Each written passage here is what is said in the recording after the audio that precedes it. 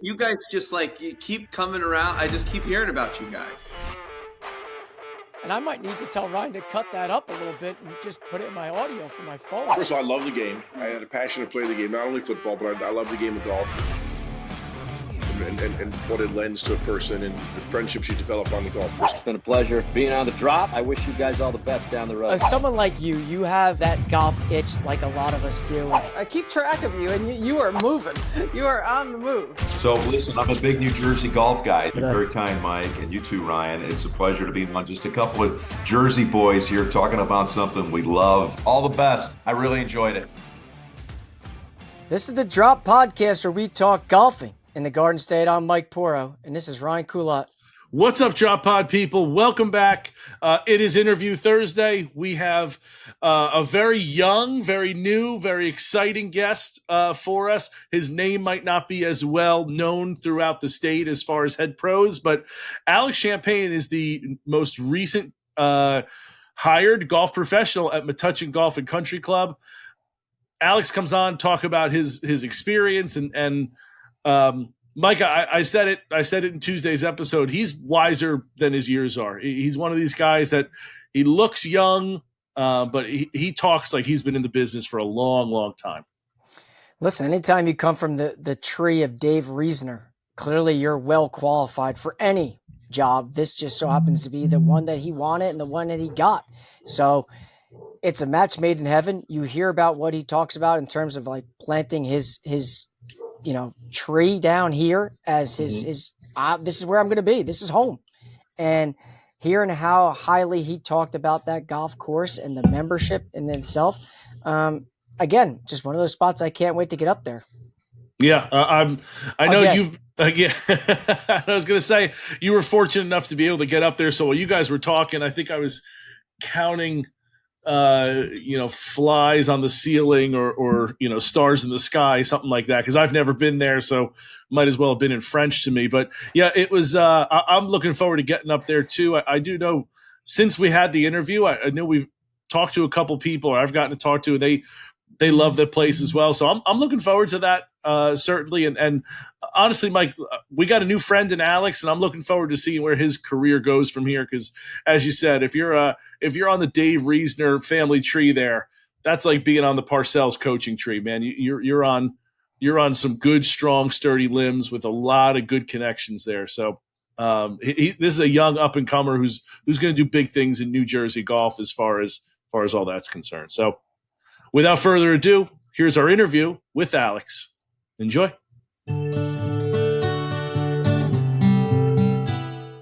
This episode is brought to you by Gimme Cocktails. Golf season is back, and so is your go-to drink for the golf course. Gimme Cocktails is a golf-inspired canned cocktail made with premium vodka, real juice, and a splash of fizz. Choose from lemonade iced tea or pineapple, and stay tuned. A brand new flavor is dropping soon. Crisp, refreshing, and it packs a 7% punch. You can find Gimme Cocktails at Total Wine, Circus Liquors, Huddy's and Colts Neck, and select golf courses across New Jersey. It's a Jersey-based company, so drink local. The perfect drink to tee up your round or toast to a great one after. Follow at gimme_cocktails on Instagram or visit gimmecocktails.com. Gimme Cocktails. Pick it up.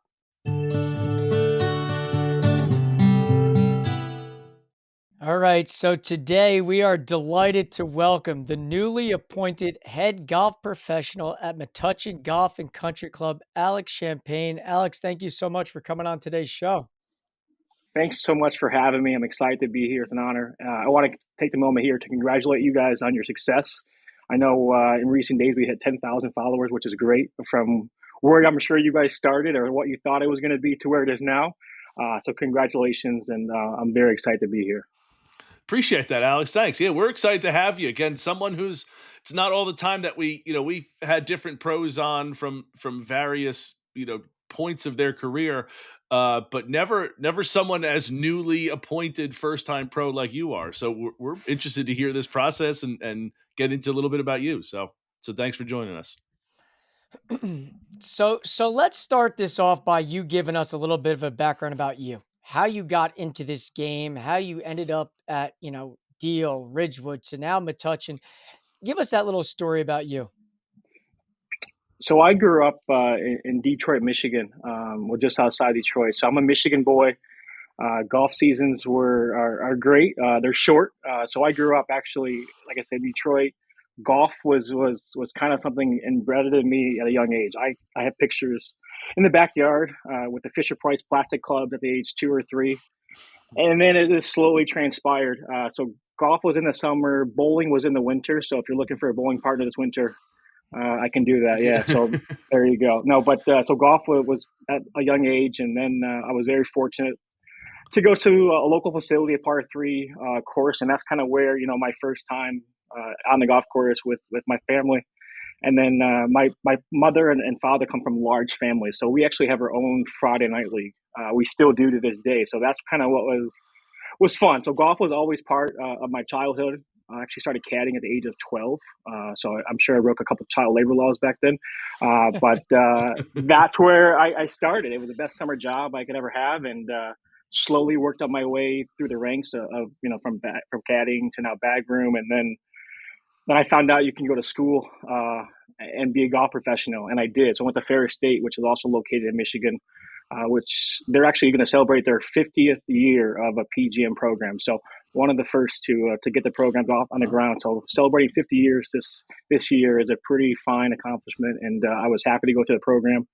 My internships were, as you mentioned, at Deal Golf and Country Club here in Jersey, and then I went to Ridgewood for many years. But the last internship was out at Scottsdale National Golf Club in Scottsdale, Arizona. So many people get to build a day around golf. I get to build a lifetime around it. And I've been very fortunate to run into the people I have and be a part of this journey. So I'm spoiled and very thankful for the position I'm in. Wow, that is quite a journey to go from Detroit, or as you said, Detroit, to then come to the East Coast, to then go to Arizona, then come back to Ridgewood. I mean, you're getting your frequent flyer miles in there. For sure. That Ford truck I've been driving all east and west has had some miles on it, but I'm happy to say I can say I saw the sunrise on the golf course on the East Coast and the sunset on the West Coast of America. So, and that's all because of golf. So yeah. I'm extremely happy, and this is from a young age I knew I wanted to be in the golf some way, and now everything's lining up. The stars have aligned for me, and it's a dream come true. Yeah, awesome, very cool. Now, obviously, before as your career graduates more or less, and you go from one job to the next, before we even get into Metuchen and the why as to why you decided to move on from Ridgewood, what did you learn from a guy like Dave Reasoner at Ridgewood for the time you spent? We've had the privilege of talking with Dave, playing Ridgewood, meeting him firsthand and in person. Like, you kind of hear all these stories about how good of a person he is and a mentor he is. Describe those years at Ridgewood and how impactful they have been on your career. Oh, a huge impact. And I'm still learning from him. We still talk, amongst ourselves and everything, even at going past and moving on from Ridgewood and stepping into my own operation. He's a man with a lot of intelligence, but more importantly, he's been there. He's seen it from starting at, again, his young age, at the age of 24, I think it was. And I know he's been on the show, but he's got a lot of great stories. But we still talk, and our networks kind of cross path. And as you and I both know, that the golf industry is so small, you never know who you're going to run into or people. So the Ridgewood impact is something I will always cherish. I spent 8 great years there. The people I met, they become like family. And now, obviously, with my own chance here at Metuchen to create that new family, not just from the membership side, but the staff wise, and really prove what a great industry we're in, and really what we can do moving forward together. So Dave has been a mentor. He always will be, but he's more than that. He's family. And if I call, he picks up, and I'm very grateful for that. That seems to be Dave's MO, is that he's a people person, and he's the guy that if you got a phone call, he's picking up for you. So that seems to be his MO. Without a doubt. And no matter what it is, hey, if it's late night or early morning, he's like, hey, what do you need? I can take care of it, or how can I help you, or what do you need? And that's the best part about it. So his network alone can, again, probably stretch as wide as the East and West and North and South. So he's a good guy to have in your pocket, that's for sure. Yeah, love to hear that. Understatement. Yeah, for sure it is. Yeah. So coming from Ridgewood, right, where it's everybody knows Ridgewood, right? Sure. It's got the 3 9s, it's got the history, it's got the vastness, it's got the allure, it's got all the buzzwords you want, right? Sure. To now go into Metuchen and I don't know if I'm necessarily sorry to say it, but I don't know much about Metuchen. Can you tell us a little bit about why you chose Metuchen? What is it that drew you there? Maybe even give us a little history on Metuchen here. Yeah, absolutely. So Metuchen here actually celebrating their 110th anniversary of the club. So dates back in 1915. Originally designed by Charles Lang, who was a golf professional as well as the superintendent at the time. So he did both, designed it and kind of where it's at. So we're based here in Edison. It's a great club. Membership is so down to earth. They love their golf. They love being here at the club, but more importantly, they love being with other people around here. So golf almost is secondary. It's an area where everyone just thrives and they're great. So the golf course is very, very playable. We can push it back to about 6,800 yards, par 72, but it's tight. You have to hit good shots, and if you hit good shots, you get rewarded. So obviously you can say that about a lot of golf courses, but here we're touching. It's a fantastic opportunity for me though, as personally to build my own family tree, if you will. I know as Reasoner has, I was actually the 18th assistant to move on and gain a head professional job. So I speak very highly of what he did there, but more importantly, it's an opportunity for me to build my own family tree, build my family, and more importantly, build my network of staff here, move them on, and then have opportunities of their own. So that's the goal, and that's why I really have a great chance here, and that's why I chose Metuchen, is because it gave me an opportunity to do all of that and more. And I look forward to many years of doing that for not only myself, but the people who come with me and people who move on from me. So that's a goal of mine. Always will be a goal, but we're always trying to strive for better, and that's what we're going to do. Alex, we've been on this call for what, 5 minutes, not even, and you're already. It's so well spoken and well thought out about what you're trying to accomplish. You got great things ahead of you there for sure. I can tell already. Awesome for you.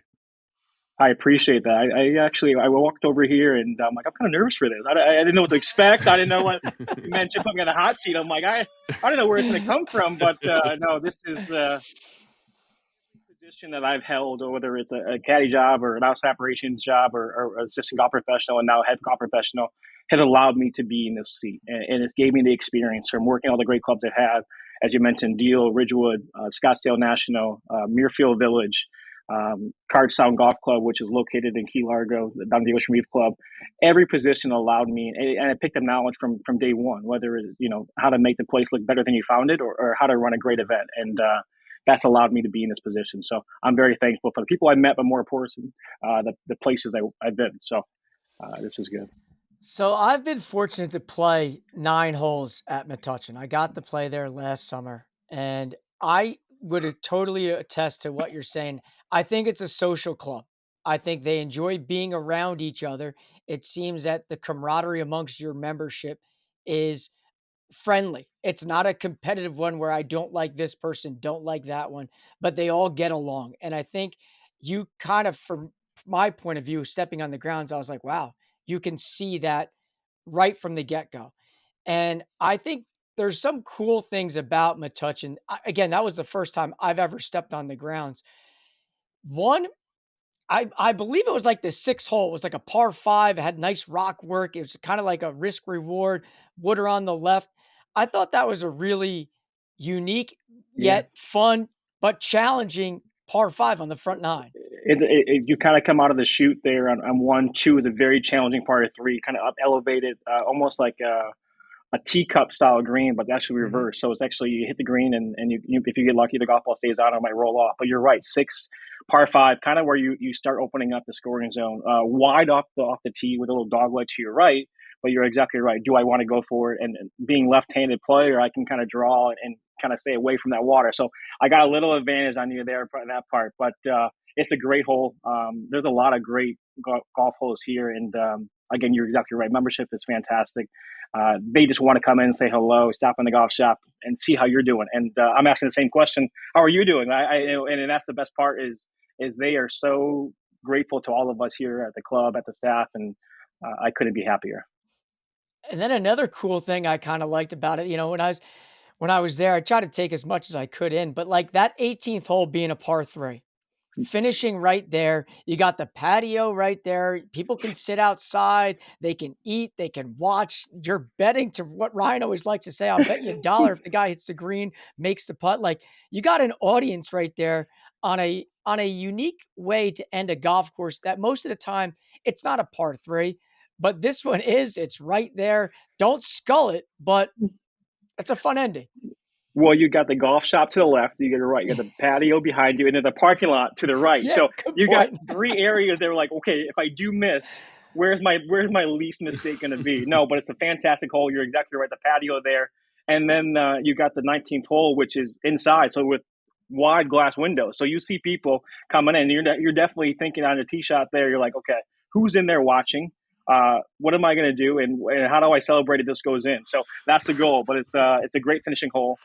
It's a great golf course, but more importantly, you're right, great people. And when you're done with it, regardless of what happened on the golf course, you have that patio to go look upon and watch others do the same. So it's fantastic. I'll tell you, you're scratching me right where I itched there, because that is Mike's talking about rock outcroppings on hole 6. He's talking about a great 19th hole where you can watch some golf. That is my jam all day. That is awesome. Well, we know some people. Maybe we get out there and play. You can I'll really tell you. experience it. You are more than welcome. I would be happy to be your fourth, and we'll join and have a great day here, and then we'll find wine after and have a fantastic evening. Love that. Now, yeah, yeah. I'll take you up on that for sure. Are you available tomorrow? Yeah. George Wall Ford in Red Bank, New Jersey is family owned and operated, proudly serving New Jersey residents with superior customer service since 1960. Rye, share your story about your experience there. Mike, I went on a tangent in one of our episodes previously about it, but I can't say enough good things about George Wall Ford. I needed a new car. I had an old. I loved the brand that I had. I loved, it was an SUV, but had 165,000 miles on it. It was just time, So I hopped on over to George Wall Ford. I saw our guy Jerry, and Jerry and his team were awesome. I mean, from stem to stern, they're there, they're helping, they're knowledgeable. They have so many cars on the lot that you can go in and say, hey, I want a sunroof, a navigation. I want this kind of rims on it. I want this kind of this, that, and the other thing. There's a great chance that they have that car with all your specs, the color, all that thing. Me, I didn't particularly care. I just, I was like, hey, I want to be high up in the car, right? I need an SUV. I'm a big guy. I got a dog. I got golf clubs. I got beach chairs in the summer. I need something that's a little more rugged, a little more, again, I like to be higher in my car. And I went and saw Jerry. He pointed me in the right direction. And again, it's awesome to have that kind of help and support from your salesman to the finance guy to even they got somebody who helps you set up your car, right? I got an app on my phone now that's got my auto start on it. I can locate my car if I don't know where it is. I could take a trip to Japan if I wanted to and be like, did I lock my car? And I can go into the app and lock my car. So even people helping you set up that stuff, just the hands-on approach over there is incredible. So if you need a car, head on over to George Wall.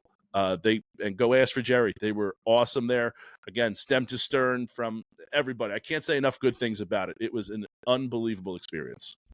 So to Ryan's point, there isn't a better place to shop for a brand new car. Just call 732-704-1932 and ask for Jeremy Wall. George Wall Ford in Red Bank for all your car buying needs.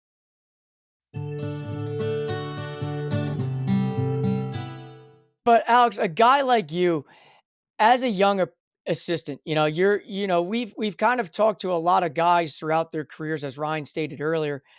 But as you're looking to get to the next level, it's like, hey, listen, I think I'm ready in my career and my personal life to take this next step. What made you decide that, hey, listen, I'm going to at least put my hat in the ring I'm going to see what happens. I'm going to go on these interviews. I'm going to talk to these people. What made you decide that, hey, listen, I think I'm ready to do this? Yeah, no, it coming from the like I mentioned, the network I came from and the people I work for, I learned so much at a young age, and it gave me the confidence knowing that I can do this. It wasn't a matter of if or when; it was a matter of now. Let's do this. So all about prep work and really preparing myself, and I'm very thankful for again for the people I came across and helped me get to where I am. But it was the hard work that we all did together, and more importantly, just building out my portfolio, knowing that I fit in well, and I definitely have a chance to create a great culture here, and that's my end game, and that's my goal. And knowing from where I came from and where we're going, it's only on the rise. So I felt comfortable, I felt prepared, but more importantly, I was confidently knowing that I definitely have a great chance, and the people behind me, backing me every step of the way, said the same thing. So when they were behind me, it made it simple and ready for me. Was there a reason that you decided on Metuchen? Obviously, I'm probably more of a golf nerd than Ryan is with all these different openings that pop up or the rumors that are shared with me or the comments. And there were quite a few that had popped open this off season, more or less. What drew you to Metuchen? Did you know about them ahead of time? Like what was the allure to that place? Yeah, so I played here. I want to say before it was right before 2020, so about 2019, I would say. And I would say the golf world after COVID, really boomed. But with that being said, it was a great place. But more importantly, coming back to the people, it was an opportunity for me to stay in New Jersey section here, compete against the great pros here in the section of New Jersey and the PGA. But it allowed me to stay where I wanted to be and really be in high caliber club with a lot of great other clubs and facilities around. We're in a great, as you know, a lot of great facilities here, and this allowed me to put my name and be one of the head professional here, and keep my name in a high leverage section. Mm. Yeah, I mean, obviously, I thought it was a fun little track. To your point, I definitely think it's you got to think around that place, and I think that's the difference with a lot of courses now. You can bomb and gouge certain spots, but if definitely with your golf course specifically, it was like I got to think a little bit because if I think I'm just going to bomb this thing, forget about it. It's not going to be successful. And to your point, I do think that is one of the courses that like may not always be on people's radar, at least on Ryan and I's. And when you're talking all these other spots, but it is one of those ones that when you're done, you're like, you know what? That was actually a fun, challenging, and not a lot of people talk about it, heard about it. But I do think having a guy like you in there with your reputation and your background, I think it's going to highlight it even more so, bringing it more to the forefront.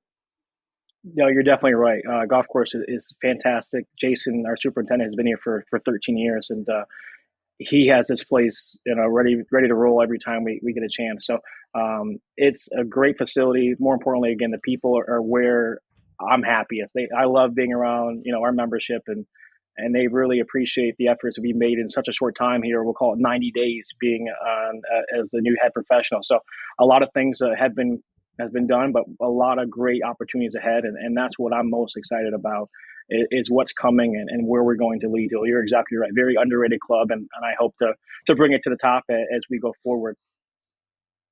Is let's give a shout out here or go back a little bit to you getting started with this process for other people who might be listening that were in your position. They're an assistant somewhere or they have aspirations of being a head pro. What is that process like for you to see the openings that came up this offseason and then go through that interview process and end up kind of making a decision here?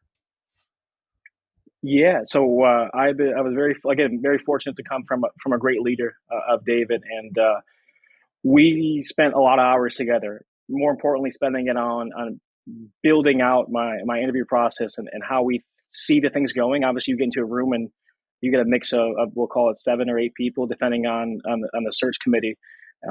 You just don't know who you're going to come across. And again, the small world of people in the industry and who they are, the membership, gave me a great chance to tell them who I was and just really get down to a more personal level of that. So I had a lot of preparation, but more importantly, a lot of hard work from the years leading up to knowing that I was ready for this. So from the jump at a young caddy to now where I am, I always strive for better, and that's kind of what allowed me to be in a position and eventually land this head professional job. Who's on that search committee at Metuchen? What's the difference? Like, I'm sure you got a whole bunch of difference. Yeah, what's that? So we actually had all of our executive board. So our golf chair, our ladies tournament chair, our golf course superintendent, our general manager, as well as our greens chairman, and a couple other fine board members. So you get into a room and you have to again feel the understanding of where they see the club going, and that's where you kind of want yourself to feel the same. You come in with that smile, that genuine passion of this is where I want to be, and you can envision yourself seeing that. And that for me was the best part. So the 8 years I spent at Ridgewood, more importantly, the years I spent everywhere else allowed me to get there. So I've always felt that the day's not done. We, as a golf professionals, we wear many hats. So even when we're not working, we're working. And that's really where we take off, and we kind of separate ourselves as being PGA professionals. Is we're always kind of on camera, even when we're not on camera, and that's the best part. And some things go unlooked, but you never know that you did that, you succeeded that, I built that, or I finished that. So it gives you kind of that passion and to strive and do more. Now, obviously, this time of the year is when your golf season starts to kind of heat up as well. I know the weather, where we're at tomorrow and Tuesday aren't looking too ideal for the first one, but like, where's your game at? What's the club been like in terms of allowing you to practice, to prepare? Is that in the forefront, or right now is, year one, it's like, listen, my game's going to go to the back burner. Like, what's that balance like for a guy like you? No, definitely. The club wants me to play, and I try to take advantage of that as much as I can. Again, all in preparation. So if I have a chance to sneak or go play early morning on a Saturday or Sunday, I want to take that chance to go play, get out. More importantly, meet new people. That's the best part. Is you play with a different group every weekend, and now you're meeting and finishing up with them and spending 4 hours, and that's where they get the chance to know you as a person. Obviously, they see your golf game. So I've had a lot of opportunities to play golf and practice, and I love to compete. I want to play in more and more section events, and this is a great opportunity for me to do that. But playing is again one of the many hats we wear as being PGA professionals: play, teach, and obviously merchandise and continuing our events. So playing is at the top of my list, and obviously all in the right time frame. I will get out there as much as I can. How is the game? Is the game in good shape? Are we ready to rock and roll? Like, No, come on, man. Don't undersell I'm things to me. I'm not one of those guys like, listen, I get it around. And then you go shoot like 68, 69. And I'm like, you just told me you were bunting it around the golf course. Exactly what I'm going to tell you. I bunted around the golf course. I go. do it. I hit it. Go. You know what? I can be well-rounded. He's a silent assassin. He's a silent assassin. I made a few putts last week, so we're okay. The putter's still hot, so we'll call it that. It helps out for going forward. So let's see if it listens to me in the summer to come. It erases some mistakes there if you can roll some putts in. It saves it. It's one area of the game that I wish more people practice on. Obviously, you want to go to driving range and hit driver as far as you can, but the old saying, drive for show, putt for dough, and that's where we should be living it. So that's it. You're a lefty, correct? Yes, lefty for everything. Yeah. How often are you getting told that you're hitting from the wrong side of the ball? It started from day one. My father was a lefty, and so I was kind of where I got into all his hand-me-downs. It was funny, we go through these golf shows, and it was in Michigan. I know, obviously shortened season over there in Michigan, but you go to these golf shows in early April, kind of getting that golf buzz ready to go, and you've got these wide variety of right-handed clubs, right? And you go, I really need a new driver this year, something like that. And then they have one barrel of left-handed players, and you just have one barrel that was dating back to like 1980s equipment. You're like, where's the lefty love? So that's an area where being left-handed, and you got a couple members here who are lefties as well. I'm like, don't worry, us lefties will stick together. We're going to bind it, and we're going to have it out. So I always joke and tell people playing left-handed is way easier than right. So if you're struggling right-handed, just switch around and you go left-handed. So I don't know if it's true or not, but for right now, for my mindset, it's There definitely you going to go. be true. And at least get people thinking, right? And without it takes them less worrying about their own game. And, maybe you're right. Maybe if I do go left-handed, it'll change. So no, it's left-handed for everything. I from did everything, baseball, bowling, everything was left-handed, and I just learned that way. So How's the right-handed swing? not great. I do try here and there to see if I can put any sort of contact. Contact is there. Not really good though. We'll see. I wish I can do a switch hitter in terms of that, like baseball style. But right-handed swing is not good. But that's why we're just gonna stick to lefties and go forward with that. Absolutely. I like the old story of like how Phil Mickelson is a professional golfer lefty, but he's a scratch golfer righty. So because he's grew up watching his dad play, so he learned lefty because his dad was righty. So standing across from him. So I didn't know if that was like a someone who is lefty. If you ever came across like, well, I got to try to swing righty at least because that's all I can get my hands on or whatever. No, yeah, it was really just from my father was being lefty, and that's kind of where I got. It is nice to see, obviously these videos now where you can edit and flip the video, and you see what does a Tiger Woods or an Adam Scott golf swing look like left-handed. You're like, okay, I can mimic that. That's nice. Yeah, you watch golf on TV, all these guys are right-handed players.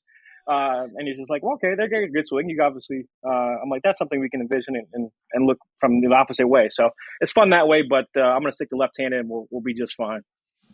Now, as a first year head golf professional, I think part of probably your interview process is explaining to the board and the membership about like some new things or ideas that you have to, maybe foster a more inclusive spot, engaging younger golfers, or even golfers of all skill levels. Are there plans or is there something specific that you're kind of like, what, year one, I'm looking to do this. I think this has a good ceiling. Are there any new initiatives of someone like you that you're bringing there? Yeah, there's a lot of great things. That's a great question. Kind of what my key fronts from the start are communication wise. We're clear and precise across the board. I'm a part-time drone pilot and I like to fly the drone. Yeah, so I only crashed one, so I did okay. But I What love kind of drone you got? I got a little DJI, a little mini, Mini 4? That's Mini what we got. 4. Yeah, That's listen. perfect. Yeah, so See? I love technology. I love content creating. It almost build up the hype. The best compliment I've ever received was I put out this drone video. Obviously added some music to it, but someone came up to me and said, "Hey, you're the reason I came to the club that day. I saw your video. I saw what it looked like. I saw how great the club was looking, and you're the reason I came and played golf today." For me, that was like, okay, I'm glad you watched it. More importantly, I'm glad you came to the club because it's something we're doing as professionals and PGA guys. So that for me is an area where we can really strive. But more importantly, I really want to bolster and improve our junior program. Where I got into the game at a very young age, growing the game is a wide range, and it's really something that should be done more. And my goal is to improve that program and get our youngster to eventually become members of their own and join the club on their own level, and then obviously seeing them grow up and winning, whether it's a junior club championship or a club championship on the road, that would be the ultimate goal.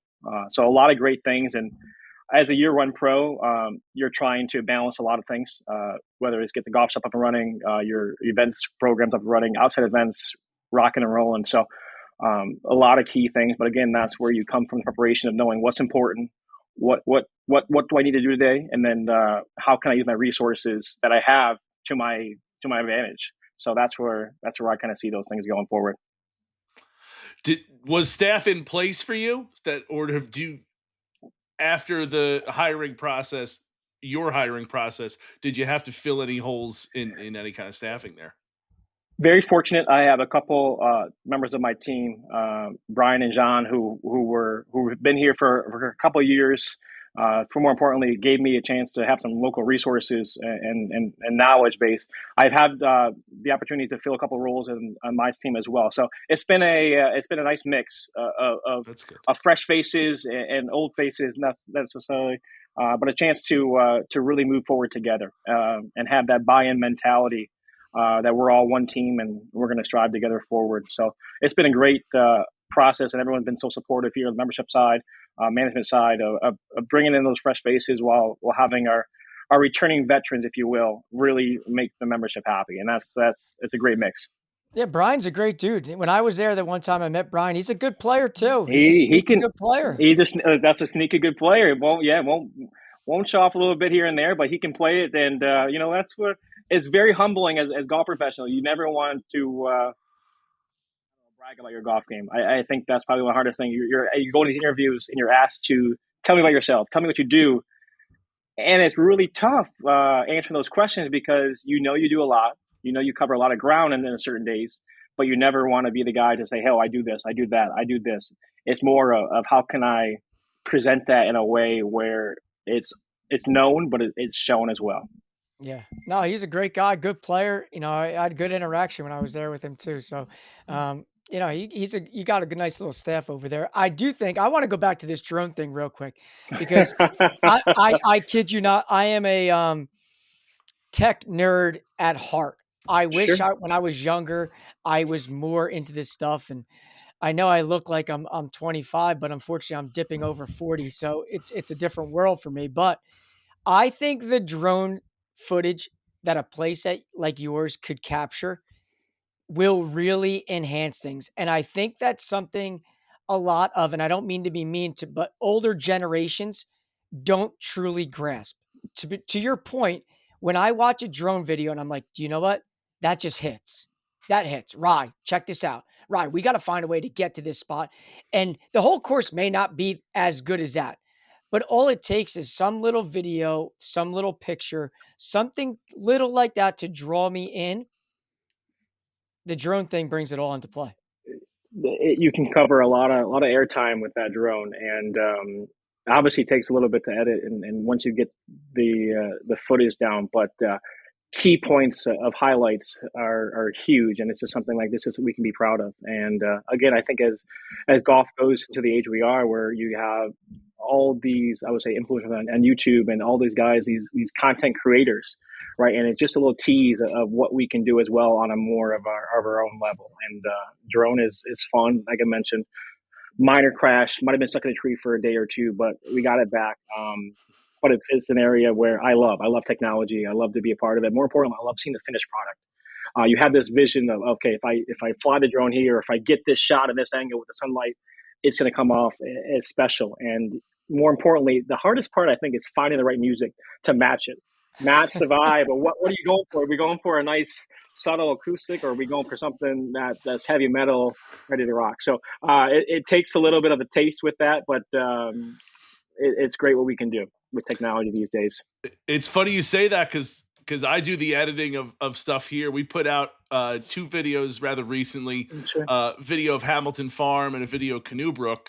And, I did the editing for both of them. The hardest part, without a doubt, is the music. It's like, what is the vibe I'm trying to get here? How am I trying to, I got to find something that is, licensing, I got to find, make sure it's a video that is appropriate, right? I got to find your music that's appropriate. I got to make sure that it's a vibe that I'm looking for. The transition from, if it's a more than just 2 minutes, you're probably putting 2 songs in there, right? So the transition from one to the other's got to work too. The intro to it. There's so many things that when you come into play, the music's by far the toughest part. No, it's definitely, as you mentioned, the hardest part, find the right music. But as long as you got footage, I feel like there's a lot of softwares and devices out there that kind of make your editing a little easier and a little more fun. But again, it's a way for us to showcase what a great spot we have. More importantly, again, to get their membership to kind of feel the itch to come out and play golf and use the facility, like I mentioned. So I love drones. It's an area where communication is from the front. So if I can impact someone's day and say, hey, you're the reason I came to the golf course today, then I'm doing my job correctly. So that's what I love. You get people excited, and I think that's ultimately what matters. I think that's it. You want to get this, you want to get the crowd crazy, and putting a video out like that does it. But as we kind of wrap up here, I always like to ask people like this, in your situation, this question. Now, I'm not going to I'm going to broaden this out, Rye, for Alex because he's new here. But I'm not going to let you say Ridgewood. I'm not letting you say Metuchen. And you can't say Pine Valley for a list of reasons. But if you got invited to one golf course in New Jersey and you had to ask the significant other for the get out of jail free, you got to drop what you're doing and you got to go up and take that invite. What is that golf course in New Jersey for you? That's a great question. I prepared, or at least I thought I was going to prepare. I thought you were going to say nationally, but here being in New Jersey was great.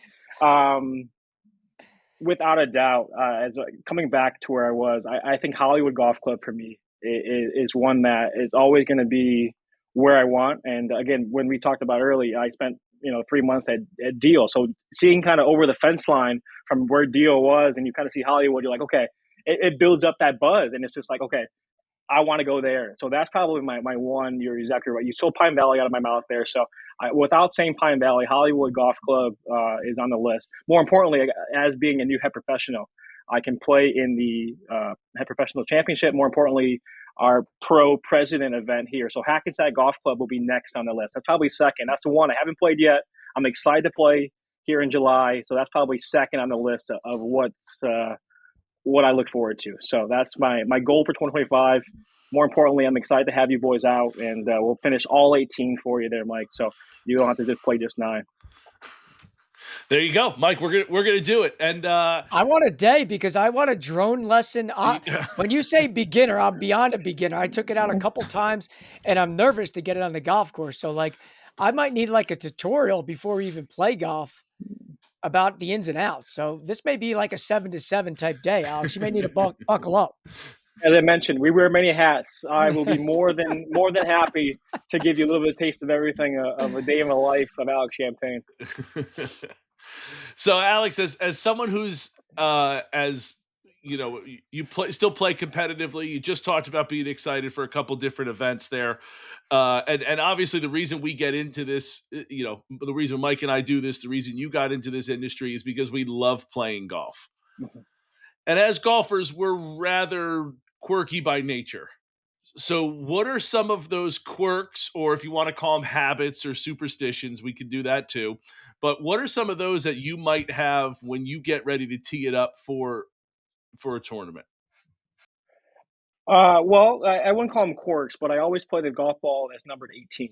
So 18 for some reason is my number. So whether it's becoming now officially, I can say added to a list, but the 18th, assistant professional from Ridgewood to move on. 2018 from when I graduated Ferris State, became a PGA member, or when I lost my father in 2018. So 18 is always that number I play. So not really a quirk, but something I always look for. So number 18 golf ball is what I play, and will always play down the road. But when it comes to my prep work, I rarely warm up. It's going from playing golf in the morning. I was just like, I'll just loosen up, take a couple of swings, and we'll just go. I rarely use the range. I just hit it and go. Maybe it's my youngness and being at my age where it's okay. You just hit one driver and you're good to go. I always have a $50 as my ball marker. That's one is kind of there. Yeah. So I might have stole that from somebody, but $50 my ball marker, always will be. So those are kind of my things that I like, but I'm a very down to earth when it comes to golf. I just love being out there. Whether it's, riding around a golf cart, listening to music, or enjoying a stroll, depending on the vibe of the day, I'll do either or, but, golfers are different. We will go out in cold weather. We'll stay in rain, and we'll sleep on the patio of the old course, which I did as a study abroad trip. So golfers are built different. It's a way of life. It's what we do, and I'm happy to be a part of it for many, many years to come. You got to give me that story. Okay. All right. So before we go, we might need to buckle up a little longer. So we did a study abroad trip at Ferris in the program in 2017. So we went over to Scotland. So we stayed at the St. Andrews, or it was actually University of St. Andrews. So it was across the street from the St. Andrews, the old course, the new course. At the same time we went, we'll call it mid-July, the Women's British Open was there. They're down the road at Kingsbarn. So we're playing these great golf courses, and leading up to it, I was like, okay, if you want to play the old course, throw your name in the lottery, and then you get a tee time. And okay, that's great. So with the Women's British Open being in the area, a lot of those times were were taken up. So you had to be first in line at the morning to say, hey, I'm a single. I'll play at any time. Give me a time, and I'll be back in here in no time. So we would go out.